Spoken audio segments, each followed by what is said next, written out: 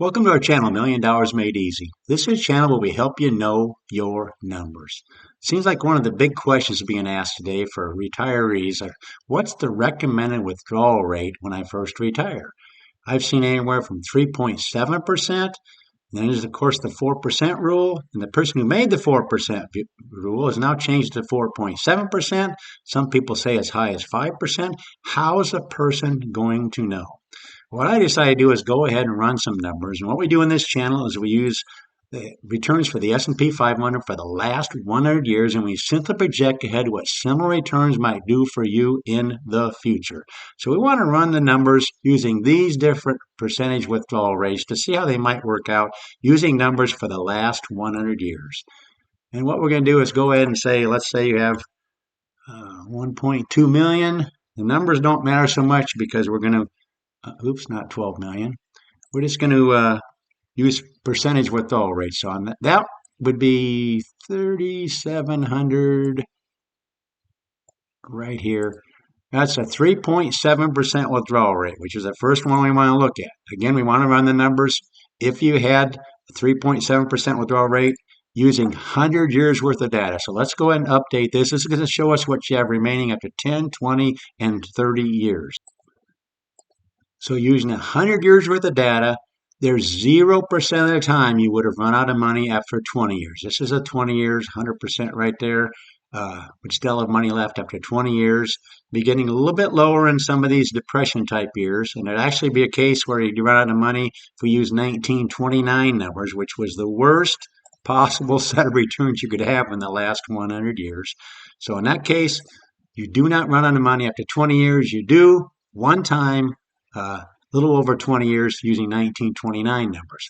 Let's go ahead and do 4,000 a month, which would be the 4% rule, which has been used for decades. Let's see how those numbers might work out.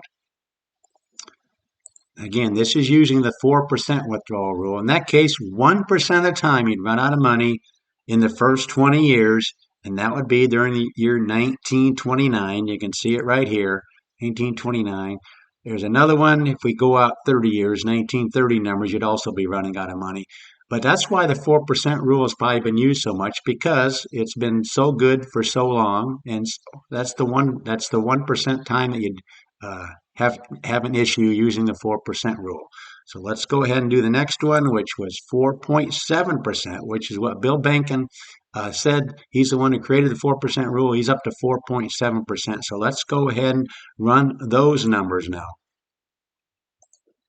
Okay, using the 4% rule, the new one that Bill Benken came up with, 4% of the time you'd run out of money in the last 100 years using those numbers. Again, during the Depression years, also around the year 2000. Again, those were the bad decades, the Depression type years and the year 2000.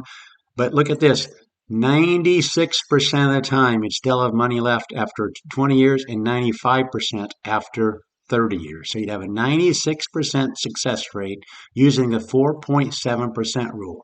Let's go ahead and go up to the 5%, which has also been recommended for people. Let's go ahead and update this.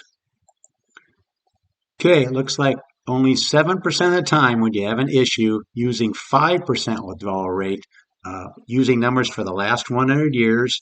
This is the actual graph. Again, the normal ones we've seen before that were problematic, the Depression type years and around the year 2000. But every other scenario, 93% of the time, you would not have an issue. So what's the recommendation?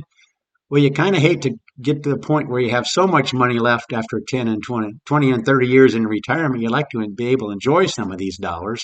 So maybe you don't need to be going with a 3.7%. Maybe the 5%. You could work towards that later on. Maybe start out with the 4% rule, and then if you don't start out with some bad years initially, go ahead and go up to maybe 5% or whatever.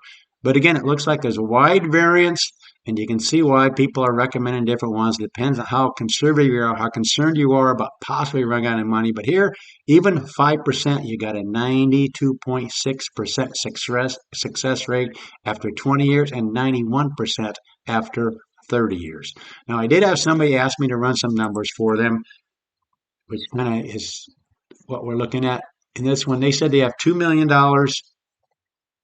and they needed $7,000 a month. And you can answer this question along with me now. That's a 4.2% withdrawal rate. What do you think the success rate of that? 4.2%. Just over the 4% rule, well over the 3.7% rule, but underneath these two right here, how do you think the numbers might work out? Let's go ahead and update the numbers for this individual.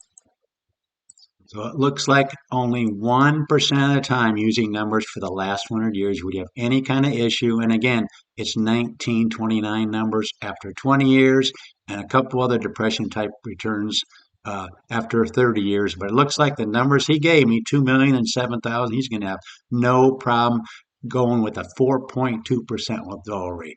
But that's what we do on this channel. We love to create spreadsheets. We love to kind of see what the numbers might show us. That's why we've named the channel $1 Million Made Easy, that we want to help you know your numbers. Because there's a lot of debate out there. It looks like in most every situation you'll be just fine, unless, of course, we have returns initially like we had during the depression type years. If we start out with some negative years, maybe you want to start out with a lower amount. Maybe you want to start out with that 4%. Again, I'm not a financial advisor, but I'm just looking at the numbers to see how they might work out. Looks like you might want to start out down here low, and then if you have some good years before the negative years hit, because inevitably you're going to have negative years. But if you can get that build up, because you really don't want to be ending up with millions of dollars 20 and 30 years down the road when you could have enjoyed these monies earlier in your retirement when you're healthier. But that's what we do on this channel. We create spreadsheets. We love doing it. Please consider subscribing. Please tell your friends about this channel. Please like the video, and thanks so much for watching.